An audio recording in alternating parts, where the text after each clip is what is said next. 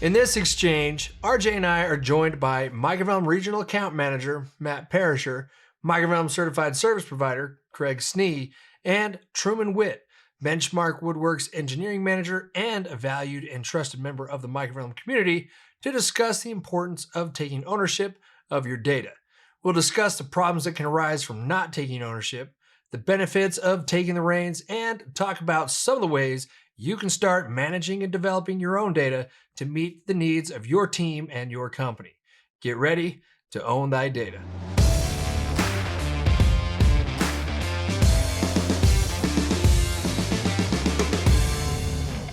All right, well, guys, again, I appreciate y'all being here. Now, all of us have had individual conversations on the topic we're going to discuss today, and it's an important topic and one that can really take your journey with Microvellum to the next level. We're going to be talking about data, specifically taking ownership of your data.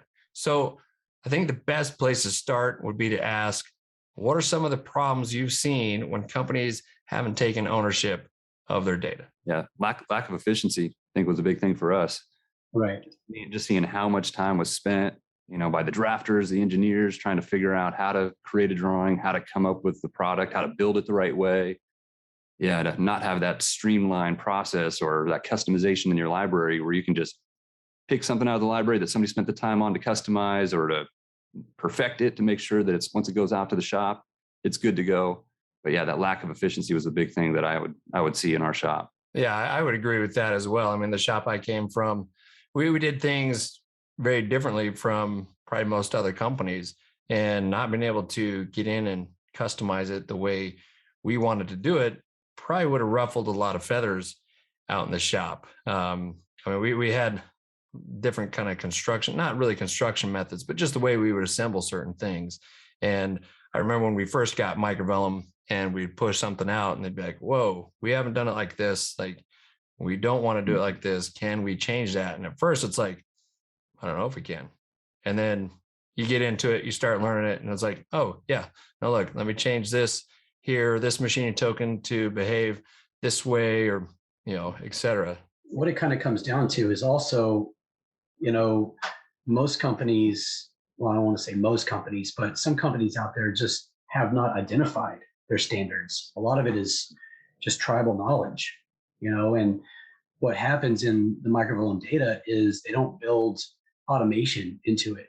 The engineer will come in and the engineer or drafter will just come in and check a box on every single product instead of build a switch for it when a product encounters a certain condition. So, the problem is not just, on the data side of things, but it's, identifying company standards and articulating them or organizing them in a way that can be built into data. Back when I was doing services for Microvellum, I had a client that wanted to make one giant product that could handle all sorts of different product wardrobes, right?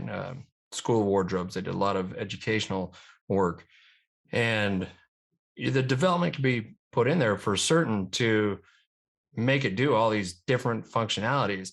And going off your point, Matt, if you're sitting there and clicking this button and this button and this button to make a product do and behave a certain way, automate that. And so what we ended up doing is straying away from one big giant product that could handle 20 different configurations of wardrobe cabinets and broke those out into 20 different cabinets.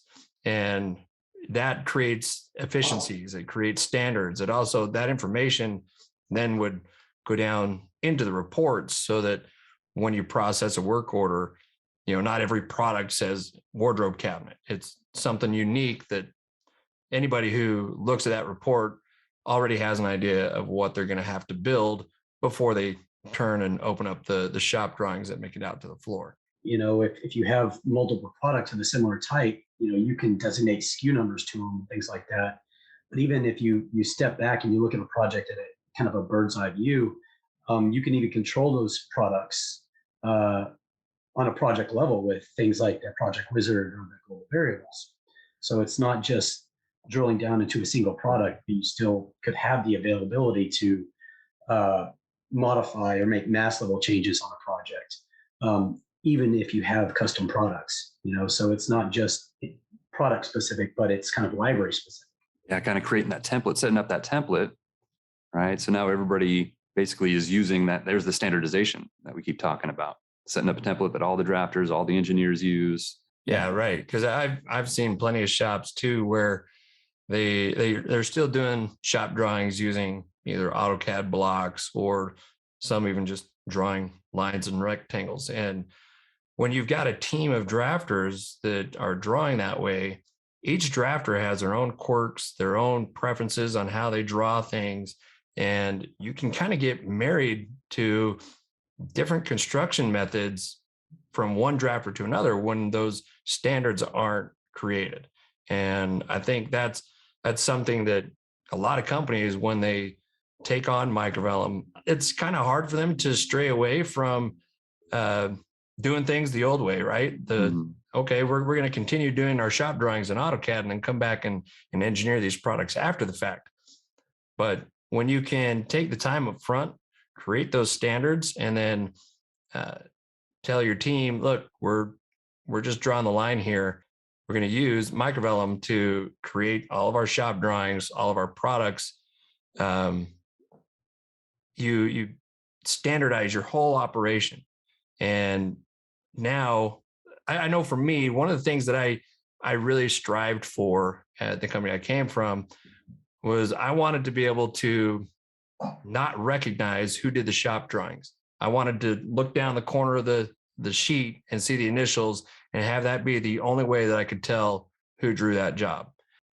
It was funny, where I was working, it would be kind of like the running joke.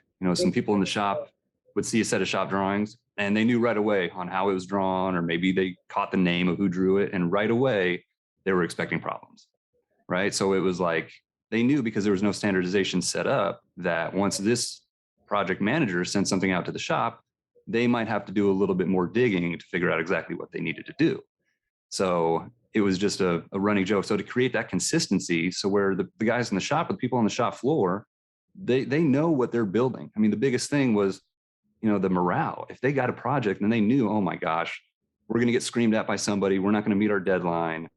It just, the whole production flow, the whole morale in the shop changed. And so to have somebody come in, give them a project that was maybe not perfect as much as we would like it to be perfect, Matt, but close enough, right? Good enough to get them what they need. They were able to feel that sense of maybe not accomplishment, but that they were able to feel that they were able to get the job done in the amount of time that they needed to do it. And they could get it done the right way without having to go into the office, ask a ton of questions, knowing that they had to maybe do a lot of manual labor themselves. So that was huge, just trying to create that standard, that consistency from everybody in the office sending work out to the shop. Yeah. And that comes down to not just, products in your library, but, standardization on how a drafter engineer would approach something like project setup processes, or generating an R file list or something like that. It's those standardization of processes, in addition to how the library data works, that really create that confidence.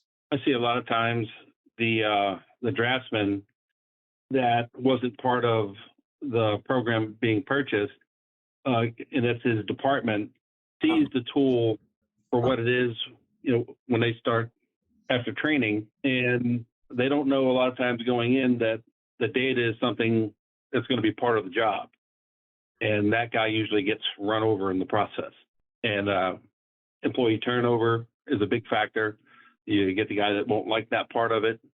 And just the lack of customizing your information to work in your process. Like everybody talks about, no two shops run the same.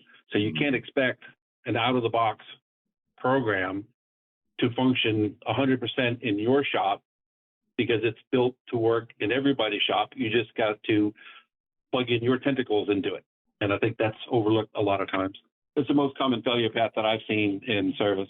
Yeah, I would agree with that as well. I've seen that happen a lot. And some of our competitors, that's kind of the way it is. It's just, oh no, the software can't do that. You just got to do it our way. And yeah, like you said, Craig, you can get people who are just like, no, I'm not dealing with that. I'm going to go somewhere where they're actually going to do things the way that I want. But and that's one of the great things with Microvellum is, out of the box, it may not be functioning the way you want it, but hey, go through the globals, go through the project wizards.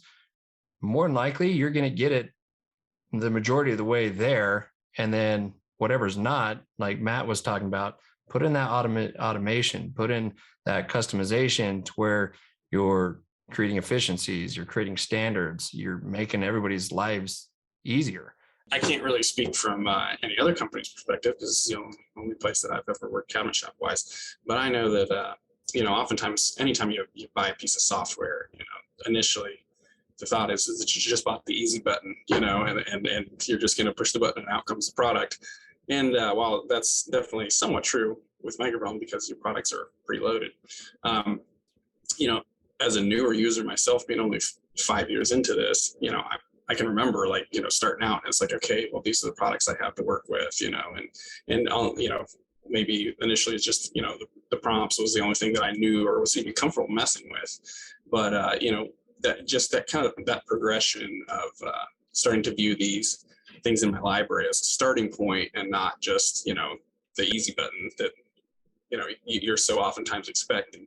And, I think we all kind of understand the difference in open architecture versus products that we're, just stuck with. And I really appreciate as an engineer, and if I was hijacking a product from something else that wasn't exactly what I needed, I got to communicate a lot more information about, hey, well, we're starting with this box, but don't dowel this because we're going to have to pocket screw a bunch of things here and throw this part away. And, you're going to have to post slam this piece and, all that. Whereas with, Microvellum, I can get that in there and all the stuff's on the labels and then the communication is a lot more simplified. Yeah. Now, Truman, you've done quite a bit of customization to your library, right? And you talked about just the progression. Can you talk a little bit about, some of the things that you've done at your shop? So yeah, actually when I started Microvellum, I'd never even used AutoCAD before. I just taught myself Google SketchUp. And so, a lot of concepts were the same drawing wise, but, it was that was kind of a lot, but it was nice for me not being used to manipulating blocks and things like that, being able to rely on Microvellum and their sections and elevations to, get things drawn in an efficient manner as a new user. And I think we had 2 other engineers here at that time when I started, and me having a fresh set of eyes on things that they were just used to having to do. It's like, well, that's just the way it is. I'd be like, man, I've done this 2-3 times now, and I can see how I'm gonna have to do this on every job. Is there a way we can automate this? And, being able to bounce those ideas off somebody else, I think just having a fresh perspective can help anybody. Just a matter of maybe getting out of your chair and walking out on the shop floor and saying, hey, how's what I'm sticking out looking for you guys? Is there anything out here that's driving you guys nuts? Because a lot of times that information doesn't get passed on. Everybody's just out there complaining about it, and nobody in the office ever finds out if you're not proactive about it. But a big driver for me was definitely having live feedback about what I was putting out. Before I started in the engineering, I would do purchasing, and there might be times where we'd have the wrong material bought because we had done submittal drawings in AutoCAD only, and then had the Microvellum done at a later date once submittals were approved. And you might have a wrong PO in the engineering, and well, it got all the way through to purchasing before anybody figured out what was going on. And so getting our section standards and everything set up where we were getting automatic finish tags put in. It was telling us what's the interior of the cabinet, what's the exterior of the cabinet, is the underside of the cabinet finished, getting all that stuff put in so that I was getting good feedback about what I had engineered. Just pays dividends. It's pretty rare for a problem like that to get through. Another thing that happens all the time if you're doing things in AutoCAD and than just doing programming in Microvellum. Is, so something comes out and its sizes are not matching because it wasn't on your screen to be able to check. So that was a big one for me. And then another one that was always a real bummer was, started getting into graining and, oh man, that grain direction should be vertical. And I had the control fronts horizontal and all that. And so I actually went into all the sub-assemblies and honestly, it's only like 3 or 4 sub-assemblies, and added a draw rectangle token and a hatch token into each one, and had the hatch direction program to read off of what the actual grain direction is. So now when I draw an elevation of grain product, like my elevations automatically draw that graining in, and they draw it in the direction that it's actually going to come out. So, getting that live feedback again just really helps you catch errors before you have to recut parts. So same thing for me. There were times walking through the shop and you'd see the guys putting a cabinet together, or they're, over there adding their own machining. I walked through the shop one day and one of the guys was, he had a Craig jig and he's, making all of his pocket screws for nailers. And I'm thinking, man, why is he doing that? I mean, his products were more stout. They were definitely built better than the others. And I was like, you know what? I think everybody else could benefit from that. And I'm going to make his job easier because I know Microvellum has a pocket mortise machine token. So yeah, I went back in the office, changed up the different sub-assemblies and products to incorporate that pocket machining.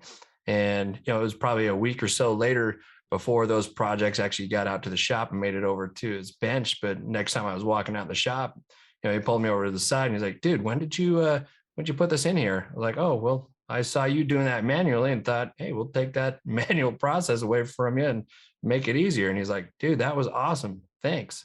And that's the kind of feedback that you need. It's also, just observe, what are the guys out in the shop doing, or what are your drafters doing that they're just doing over and over and over, and find a way to program that, automate that.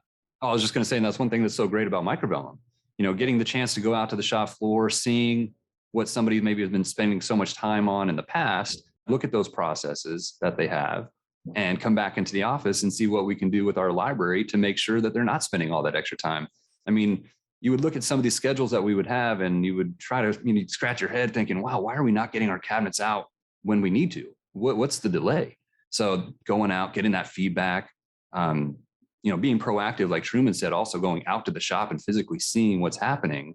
So you can now in turn go back into the office and make some of those adjustments, those corrections, and trying to help out everybody, right? I mean, that's the goal. We want to make everybody happy building these cabinets, and the customer needs to be happy at the end, making sure they get the cabinets when they need them. So something great about Microvellum that you're able to go back in there and customize some of those tokens or some of those products, and then using that feedback that you're getting from the shop is key. You get better throughput quality of your products. And, at the end of the day, it affects the project's bottom line, so the time that you have to do these, the repetition of these tasks over and over on every project, it adds up. So as you're able to dial in and identify company standards and implement them, that really pays off at the end of the year or every project. And that's really where you start to build the real value of Microvellum, being this open-ended platform that allows you to build in a process flow or a standard that really will, make you money on your projects. So it's, that's the goal, is to build all of these little efficiencies that add up to a great gain on it. Yeah, I always think about the communication side of it, right? And it's about better communication, not more communication. And what I mean by that is more communication, right? If you're putting out a shop drawing that the guys out in the shop now have to come in and get clarification on because something wasn't recorded in the reports or illustrated on the shop drawings, or there are special notes, right? Like Truman said in the beginning, you've got products that it's like, hey, you can't put this product or this part here, or just throw that part away. If that's not illustrated and communicated in your shop drawings or in your reports, somebody's going to come in and ask you how that needs to be handled. And when that happens, two things are going to happen. One, it's taking you away from what you're doing at that moment in time. And two, it's taking them away from what they should be doing, assembling products. So you've added all this extra time that nothing is happening. There's no value added to that project, your process, and being able to communicate better, having, the hatches, like Truman said, illustrating that quickly, that just eliminated somebody coming in and saying, hey, is this grain direction correct on these parts? Well, yeah. Did you compare it to the shop drawings? Yes. Okay. Now that's done probably for the remainder of the time that you've got those hatches on your shop drawings. They're just going to come to recognize that those hatches are correct, and there's communication that does not have to take place anymore. So communicating better all across the board is key. And without it, you're just going to open the risk for mistakes, like you said, Matt, that are going to come off the bottom line, that are going to affect the project lead times. I mean, it's really just a matter of what is annoying everybody, what is ticking people off, and then figuring out how you can incorporate that and make that communication better. I should also add, once I got that whole grain patching done on our elevations, I went ahead and we actually tied that into the job setup wizard. You just pick one of the AWI specs of cabinets. Oftentimes it's going to be, listed right there in your project. And then that's going to set all that perfect graining or grain directions or whatever that is up on its own behind the scenes. And all you're doing is picking your AWI spec. So, again, like just making it, real world for everybody that's using it. Cause there's other people like, oh, I don't want to see the grain on cabinets. Well, okay, that's fine. But our library is now set up for that. So it's going to be there. And another thing with putting stuff together, I'm sure everybody's had a cabinet that's been wrong, and they come in, and what's the first question you ask is it put together yet? Because it's can I salvage any of the parts on this thing? But then after that, it's always also you got to saying you never have time to do it right the first time, but you always have time to do it the second time. So keeping that in mind. Along with that, the guys that have to manage the library, the most common thing that I hear is, I don't have time to make a tool to do that, but yet they'll find the time to do the same problem day after day after day. Yeah, I think that's a great point that you make there, and that's an excuse, in my opinion. And if your data manager or your supervisor over the department, whoever it is, if that's their excuse, then I hate to say it, but maybe you got the wrong guy in there. Or maybe you just need to clarify to him that, no, this needs to take precedence. We need to get this fixed, because, again, going back to that better communication and more communication, or better processes or more processes, right? If he's doing the same thing over and over and over, day in, day out, he's killing time. And that's all going to trickle down to the rest of the department, right? If you've got multiple people in that department, they're having to make those same changes over and over and over, you're killing your efficiency. And the excuse of not having time is just mind-boggling, because there are things that are going to take some time, but there are a lot of things that you can do that are only going to take a few minutes, and they're going to save hours, especially looking into the future of what you're going to be putting out to the shop. 5 minutes to go into a sub-assembly, make a change, and save that sub-assembly back to the library or the project. Now it's done everywhere. You've saved that time. You've saved that money. You've put out a better product that has more information, and things are going to get done more accurately. And you're absolutely right, James. it's fact. You make time for what you want. I mean, obviously, if you don't have time to fix it, then it's because you don't care enough. I mean, that's there's some things that it's like, well, the guy on the shop floor has to deal with it, but I'm sitting in this chair and I'm not the guy that has to deal with it. And until it's my problem, it's your problem.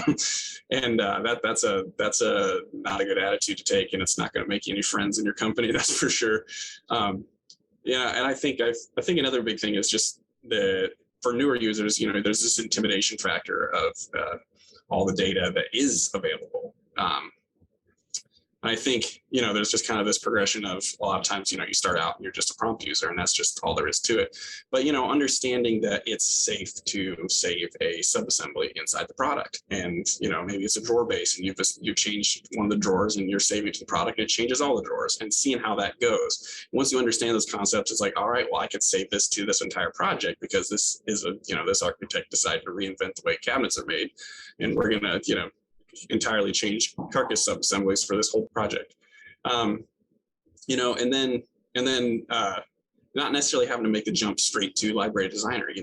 Once you've started a test project and tested something that it works, understanding, hey, I can go in and open Library Explorer and go find the Excel sheet of that specific subassembly and make that there, and that has changed it in the library. I don't actually have to take that step of, hey, save back to the library. And then once obviously you got that whole comfort level, then you can get your feet wet in library designer, which is a whole nother ballgame there with power. But, I just think that making sure that you understand those baby steps of how to make mass changes safely, because obviously nobody wants to get their library messed up. But, that is the risk reward with open architecture for sure. Okay, I was going to say, yeah, it doesn't have to be complicated. I tell my clients to make a list, as things come up. And Microvellum has these tools like subassembly save levels or sandbox environments or library designer. And, depending on what change needs to be made, you just utilize the tool.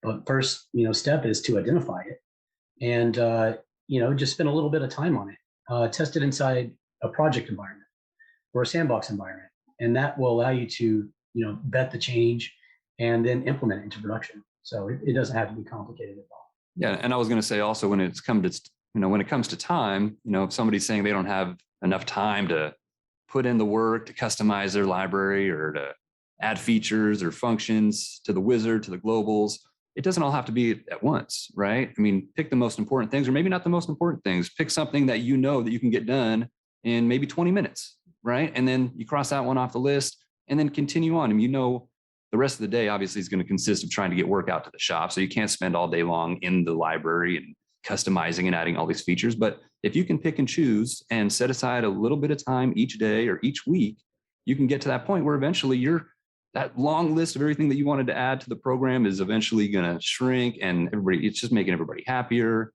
And there's, owning your data. It doesn't have to be all at once. It can be in chunks. I definitely want to echo that. When I got started here in the office of this company, that this is kind of like my first real professional environment, and just I come from a long line of people who are not self-starters, and my wife is super type A, very very much self-starter, so she really pushes me in that regard. But I've really developed a habit of keeping a running checklist of all the stuff I've got to do. Number one, so I don't forget, but number two is here we work 6 to 4:30, and maybe you finish something up at 4 o'clock and you got half hour, and just go down that list. It doesn't matter which one's most important, but just looking at that thing and going, hey, I can get that done, I get that done, I get that done, and getting those things checked off the list instead of saying, oh, you know what, it's almost half hour left, I don't have enough time to get started in the next project or something like that.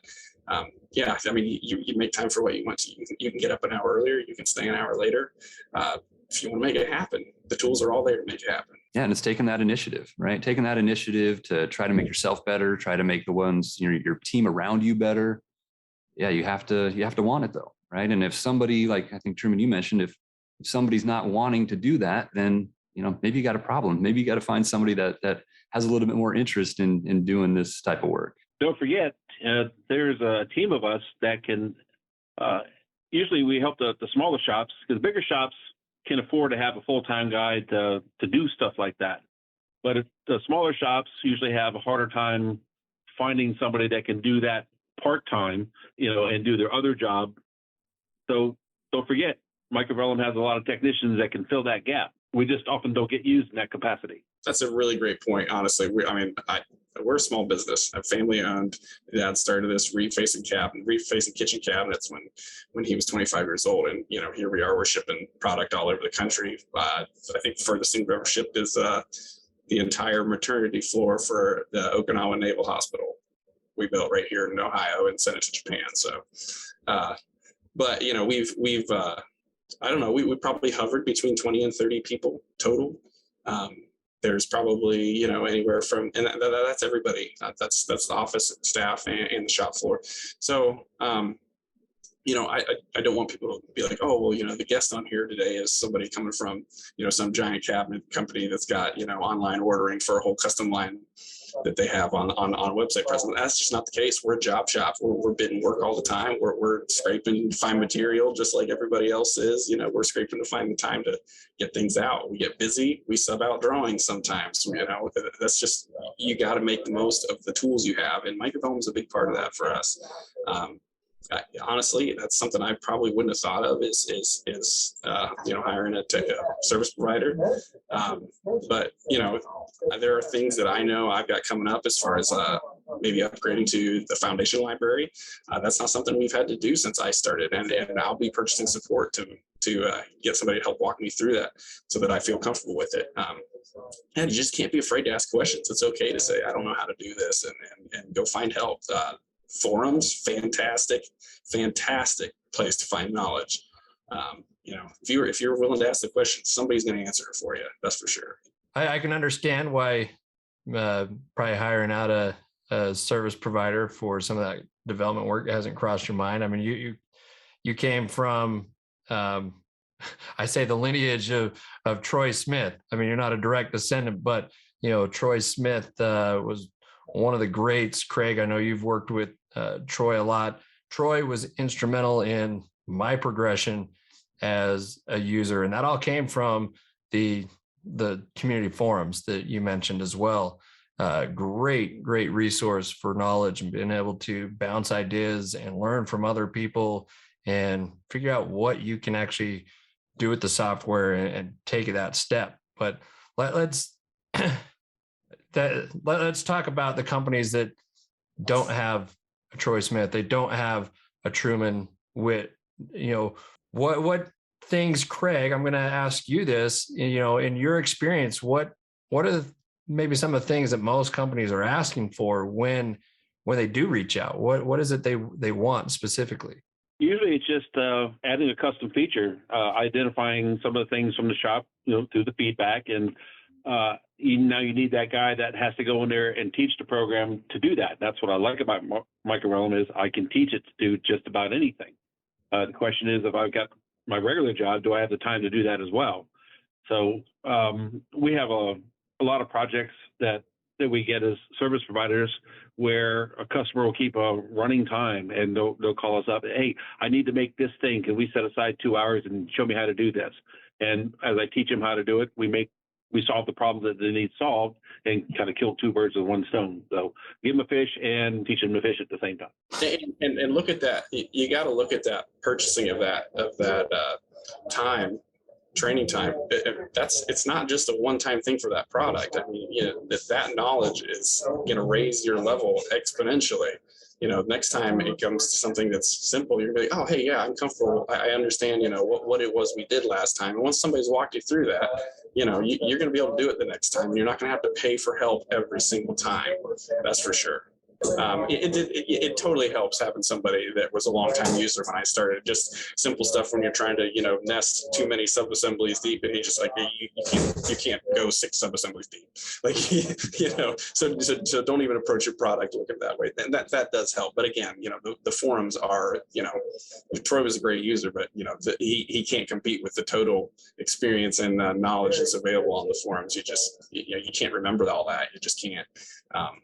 Yeah, that's always got to be your first stop if you're having issues. Also, I'd like to emphasize, the skill of the Microvellum service finders, and they're, as a collective, but just like that interaction with them, if it's just a simple change or a training situation that, you know, they're doing, those guys and girls see all kinds of stuff throughout the year and the companies that they work with and things like that. So you never know what you're going to learn if you're on for something regarding like a report training. Well, it might go off into a tangent about something else that they've seen that works in a shop or that they have experience with in their previous employer or something like that. So the Microvellum service providers, they really do see a lot out there and have a lot of experience with the table in regards to like what's out there, what's the best approach, how can I do things a little better, so even just a little bit of time with a Microvellum service provider could pay off in ways that you don't even foresee. And I was just going to say, I think that's a great point, Matt. I mean, it's not necessarily the actual task that maybe that service provider, that tech is going to help you with, but it's just the insight. I mean, I remember there were times in the past where I would have a ticket and get somebody, maybe on a little higher level that could help me out, and they would fix the problem that we were dealing with, but also just shed some light on other aspects of the program or certain things that I might be doing that could be better. Hey, just a perfect example was like saving products back to the library. I was doing it the old fashioned way. I would go, I'd draw a product, I'd customize it in the drawing, and I would save it back to the library. And, the person I was working with was like, hey, you can just go into Database Explorer, open up that spreadsheet of those products or that product, make your changes there, and it's done. And I was like, wow, really? I had no idea. So just those little nuggets of information that could come from those service calls. Yeah, it's super helpful, or it can be. Yeah, and I always do it that way, RJ, simply because it keeps me from ever getting comfortable with pushing that save back to library button. So it's like I've literally never done it because I always go in and edit stuff that way, and so it's like my brain just doesn't work as like, don't push that button. Yeah, I always had a project that I would start, and one of the cool features that I liked in the library in the categories is down at the very bottom of the list. There's a draw all products in this category. And when you do that, it draws them all kind of staggered. So as you look through your different views, nothing stacked over top of the other product. And I would run through just different tests. One of them, locks. One thing that bit us a few times was when the drawer front would shrink far enough. If you had a lock in there, suddenly your lock would come down and be really close to your pull, and then you couldn't get your key in there. And so those were the cases that we'd kick it off to the side. Well, that was a manual process that you had to do. And I was tired of that getting missed because, like I said, it would happen every so many jobs. Those drawer fronts would shrink, and then we'd have to kick that lock off to the side. Well, I opened up a product, drew all the drawer bank products, and went in and automated that movement of the lock to shift over whenever the drawer front got to a certain amount. And that was just another process that nobody had to think about again. It was all automated. But, having the ability to, one, create that project, test that before you save it back to the library, right? You don't want to just think you have it fixed in all situations, save it back, and then realize that, that only works in this particular situation, not all. You can test all that really quickly, right? The subassembly save options were great because I'd work on one drawer front, get that to work the way I needed, apply it to my project, redraw the rest of the cabinets, make sure that everything worked in the scenarios that were across the drawing, everything worked. Now I go back into that subassembly and I say, save it to the library, or you open up Database Explorer and go into the spreadsheet and make that change to your subassembly or the various products. So yeah, I mean, whatever avenue that you want to take to make those changes, the options are there. Whether it's, using the subassembly save or Database Explorer or Library Designer, there are just so many ways to skin a cat with Microvellum, and it's really just a matter of what you're trying to accomplish, how fast you need to accomplish it, how broad the effects will be, and what you're most comfortable with. I would like to add there, James, that I've seen some interesting stuff that some folks have done. And there's definitely, just because it can work in the library doesn't mean that it's the best approach. There's definitely a best practice approach for working in Microvellum. And that too is an important part of, what the Microvellum service providers can bring to the table. If you're trying to get something done and just want to have a conversation about it rather than using static values as, a switch, because that value may need to change one day, or doing cell references instead of defined name references, things like that, might work, but they might not be best practice. So, just having the conversation around best practice can pay off as well. That's a great place where a service provider can steer you in the right direction. A common thing we like to do here is if we've got a question about something and we're like with a vendor, or what does everybody else buy, or what does everybody else do? Because let's face it, building cabinets a long time. Like it's not the first time that somebody's had the problem you're having, and so finding out what the rest of the industry is doing is important. It's easy. I think it's really easy to fall into this trap where we've got, blinders on about the way that we do things. And we've got it in our head that, hey, we're so set apart from everybody else, or we're different. We're making higher quality cabinets, but you know what? You're building boxes. I mean, you're building boxes. Like, let's not get too crazy about things here. Yeah. You don't want to design it in a way that's difficult to manage later on. You want to make it to where you can uniformly manage the entire library. So keep that in mind as well. So as you approach a certain task, step back and look at the big picture, before you do anything. And that's where I've found success in guiding folks in doing their library. And also to that point, use some of the features that you feel most comfortable with, right? I mean, I know originally when I was first starting, I wasn't going to get into the spreadsheets. I had zero basically computer knowledge. I mean, I was a cabinet maker and installer that, turned project manager and draftsman and engineer. So with no Excel experience, I wasn't going to go into spreadsheets. I found that part properties was the best way for me to do it. And so eventually I was able to kind of get my skill set a little bit better. I was able to learn more about the program, and then spreadsheets were becoming a little bit easier for me to use. And then it was making my workflow a little bit more streamlined in a sense, to where I can go into the spreadsheets, make some of those changes, feel comfortable going into Database Explorer, making library changes, but using those features that Microvellum has available to you to do it in a way that you feel most comfortable with. Absolutely. And you know what? Honestly, like it's oftentimes easy to look at like just the prompt screen as maybe like the beginner way of editing, or the oh good grief, modify parts as maybe intermediate, and then spreadsheet is the way that the power users use it. And while that's somewhat true, there's benefits to all of those things. I still love using part properties for being able to go in and sort through machining tokens, just because sometimes the fields are different between tokens. And if you haven't been dealing with, if you got your library set up good, hopefully you're not dealing with machining tokens, like all the time. And you need to brush up on what boxes are what. I also love the fact that when I click on a part, it highlights in the 3D. Like that's super helpful about finding out, hey, where's this part coming from, or what's going on here? And then prompts on its own. I mean, it's probably the fastest way to change something quickly.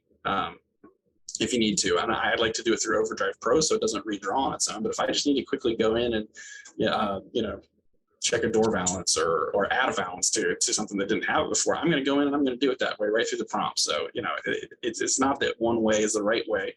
There's a lot of options, and it can be overwhelming as a new user, but they're all good tools. Yeah. And I think the different avenues really comes down to experience, right? Like you just said, Truman, you're working up through the progression of the different interfaces, and those interfaces are there because you do end up with a lot of power users who, if they're constrained to only work in the product prompts or to only work in part properties, they're going to end up, pulling their hair out like I have, and because they're not able to work efficiently. But then once you show them, hey, you want to do that fast and you want to do that quick, let me show you the spreadsheet. And then you get into it and it's like the heavens open up and you're flying through stuff. And I mean, it's a great way to progress. And to RJ's experience too, I was the same. I mean, I came in from the shop. I knew how to draw lines in AutoCAD. I took it back in high school, but that was the extent of my AutoCAD experience. Spreadsheets, I could highlight cells, I could use the auto sum, but that was about it, right? I could change font. There wasn't much I could do in spreadsheets. And when I came into the office from the shop and I saw the power of Microvellum through AutoCAD, drawing these products, I was like, man, this is awesome. This is like AutoCAD on steroids. This is great. And then the first time I looked at a formula, I was like, I don't know what you're trying to tell me. None of this makes sense. I don't know what's going on. I don't know why that jumble of words and whatever comes out to this value. And it was overwhelming. But after time, and thankfully, Google University, right? YouTube University, you find those ways to break down those formulas. And then all it takes is that one aha moment, and you're like, okay, this all makes sense. And then you're just able to run with it. And, getting from that point, or from the starting point to that point, whatever avenue you go down, whether it's just getting in and getting your hands dirty, or you're going to get some services from a service provider to get the training, or maybe you got a Troy Smith, right, who can teach you those things. I mean, don't be afraid to ask, and illustrate to your boss the importance of receiving that training so that you can own your data, take it to the next step, because the only thing you're going to do is improve things, and you're going to save time, and saving time saves money, makes money. And that's ultimately what everybody is trying to do on every project, right? You're trying to make money so that you can stay in business, you can stay competitive, and taking ownership of your data is the first way to ensure that you're always going to be able to do that. Investment into training and services like that from Microvellum and the service team is not just an investment into that individual, who happens to sit in that position in your company, but as well as, hopefully to affect, the bottom line of your projects and overall your data. But it's also, the conversations can be recorded. That recording can go into a folder somewhere that you can use for later use, like onboarding a new employee, or just to go back and help, refresh what the conversation was about, so just getting that conversation captured during the training or during the service engagement is really valuable part of it, so it's really great that, we have that ability to capture that, while it goes down. One of the things we used to do in the company I came from, we would budget out every year to have somebody come on site and give us a week of training. And that wasn't just for new people, right? I mean, that was usually our turnover was pretty low, which was great. So we would all receive additional training every year. And what came from that is when the service provider would come out, it wasn't just the same training. It wasn't going over the basics. It wasn't going into, how do you use this interface or how do you use that? I mean, we were getting deep into topics, and we were able to really figure out just the full potential of what Microvellum could do. And every time they left, everybody just felt kind of energized. They were ready to go, ready to, take on the next steps. And man, it was great. And that's something that I thoroughly enjoyed, was being able to pick the brains of the different service providers that would come out, because you learn so much more than you could ever imagine by doing something like that. And to your extent, or to your comment, Matt, on-site isn't the only way, right? Remote is also available. And then that provides you with the recordings that you were talking about. I remember back when I first got started, I think the thing that probably spawned me into get into the library development was before I started engineering, I was doing all the purchasing here. And there's nothing worse than the day a job ships. They get everything put together and they find out, hey, we don't have the quantity of countertop brackets that we need. And it's being like, are you kept all the things to hold a job up, countertop brackets. So I've done a lot of work on our countertop product. And I've got there's a checkbox in there that just says, hey, countertops 4 brackets, and it figures out the size based on how deep your counter is. And then based on the end conditions of the finished end or unfinished end or a splash against the wall, if it can determine, hey, there should be a wall cleat. And so I can start 36 inches over and then figure out exactly how many brackets that product needs. And it's in there, it's done. Like, that's all you have to do is click that button, need supports, and they're in there, and it's on the reports, and they get bought ahead of time, and they're here. And honestly, since we've done that, I don't know that we've had any issues with countertop support quantities anymore. So, that's probably a great example, and I'm sure there's probably a lot of people that can identify with that exact scenario. Yeah, I know exactly what you mean, Truman. Yeah, we had a similar situation, but it came down to draw bolts.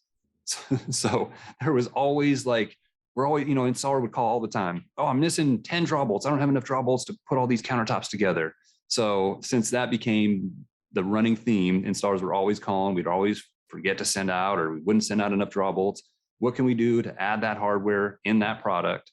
And so we were able to do that. We were able to add the countertop bolts in the product, use the hardware file, countertop bolts are in there.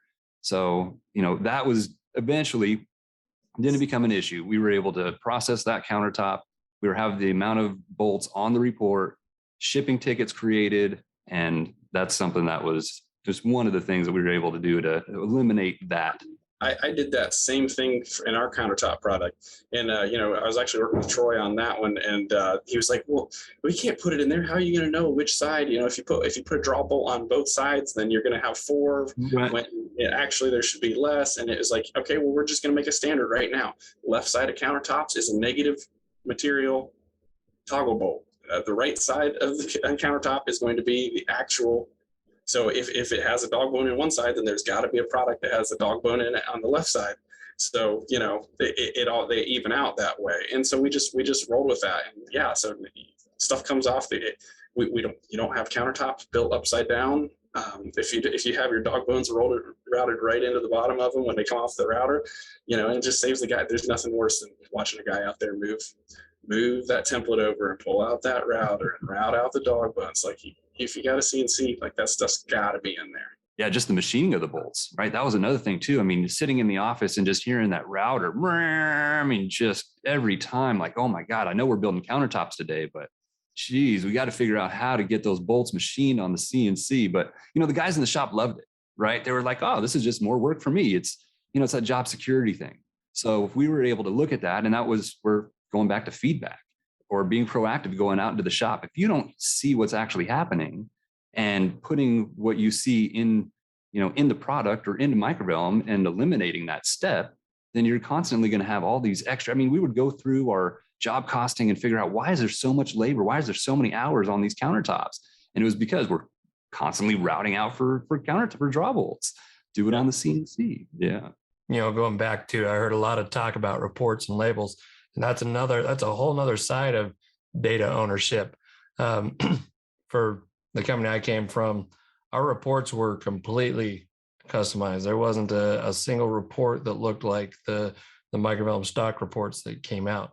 The management had a very particular way of how they wanted to see the data come across their desk. Same with the purchasing agent, right?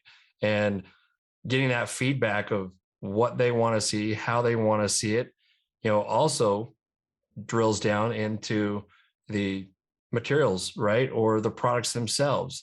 Just like both of you have illustrated with the countertop brackets and the countertop bolts, so that feedback from everybody and taking that ownership on all levels, reports, the data, the products, the drawings, that's all just going to make, right? It's all going back to that better communication, not more communication. It's just going to eliminate processes and streamline your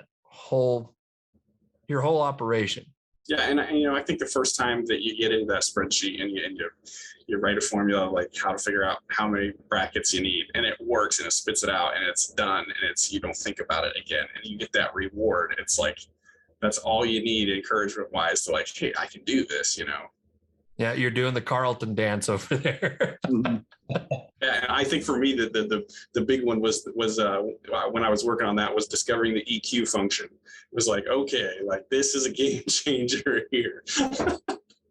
Yeah, it opens up like, what can you do now? What Yeah. else can you do? Yeah, it's exciting, right? That's what excites you. One of the things that I do when I teach people to do data, to alleviate that fear, when you look at that first big formula, you have that OMG moment, is just think back to school when you did long division. You break it down into pieces. That's all it is. If you can take a product picture, and if you're going to make a cut bill by hand with a pencil and paper and a calculator, that's all the formulas are doing, is the same steps you would go through to do it manually. You're just telling the computer to do it for you. Except that you have the benefit of being able to copy that whole formula down to an empty cell and work on it down there till it's right, and then move it up. Like you didn't have to break it. Let's not forget one of the coolest features within Toolbox as well is the formula editor, being able to highlight a function, hitting that function button down there and having it break it down for you. You don't have to be a pro at reading a formula, right? You don't have to know what a column or a comma does or a parenthesis. Microvellum has the tools to figure all that out for you. And so all you're doing really at that point is just plugging in the values where you need to put them, and it's going to write it all out for you or reverse engineer it for you. I would say, all things considered, I mean, if this sounds like something you want to do, reach out to your Microvellum account manager and have a conversation with them. You know, maybe it's a service, maybe it's just a conversation, but you know, the payoff is there. You just have to take it, you know, and run with it. So that would be my advice to anybody listening to this is, you know, just reach out, ask on the forums, ask your Microvellum account manager, and get that knowledge for your team.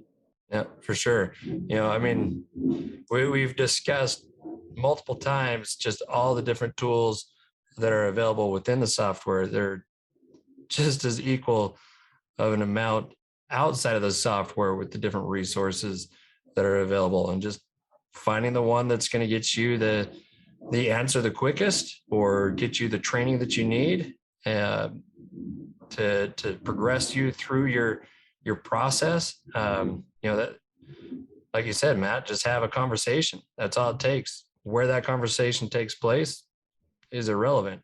Just make the conversation happen. Or if you're seeing as a company owner, you're seeing that this is lacking in your company, reach out to Microvellum. We're here to help. Yeah, I think also, you know, maybe you might feel like you can't do this because you're run around like a chicken with your head cut off, putting out fires. And you have to recognize that these are the little steps that are the only way to break that cycle. It's what's going to eliminate future distractions. Distractions equal mistakes. Mistakes equal more fires, more distractions. It's awful. Like, you've got to fight that. Yeah, right. I was just going to say, how many of those fires were started because people are just pushing the same button all the time instead of automating a process, right? So anyway, I mean, there are plenty of avenues that people can go down to. One, take ownership of their data. Two, to learn how to take ownership of their data. And the conversation just has to be had. And I think that's a conversation that has to happen internally. And the way I would propose that happens is, one, you know, Truman, you're sitting in the engineering manager position there. I was in the same. And one thing that I would do often is have a meeting with just my department. And I wouldn't have an agenda set. What we called it was a real-time agenda. I think it's taken from Patrick Lencioni's book, The Advantage, right? And you start by asking each person, what do you believe is most important right now? And you go around the room, everybody tells you what they believe is the most important thing, and you create your agenda from that. Also, it helps in creating a roadmap for any kind of development, if that's what you're going to be discussing. But, you know, having that conversation, finding out from your team what is needed, allows you to then take that information up a level, right? Whether it's going to the boss to request some additional training, remote or on site, whatever it is, it gives you the information you need to be able to go to your boss accurately and inform him or her of what it is that you need to be able to take everything to the next level and just make everything progress. So that's a conversation that people are just going to have and take it up the next level to make sure that they are ready. Thanks a bunch, everyone. It was a great opportunity to sit down with y'all and have this discussion. I look forward to further conversations down the road. Hopefully, after that discussion, you'll be able to recognize the need for and importance of taking ownership of your data and just how far you can go with it. As always, please check us out and follow us on LinkedIn and our other social media platforms. And don't forget to join our open community forums and knowledge base so you can continue to learn and grow on your Microvellum journey. Stay tuned for our next Microvellum Exchange.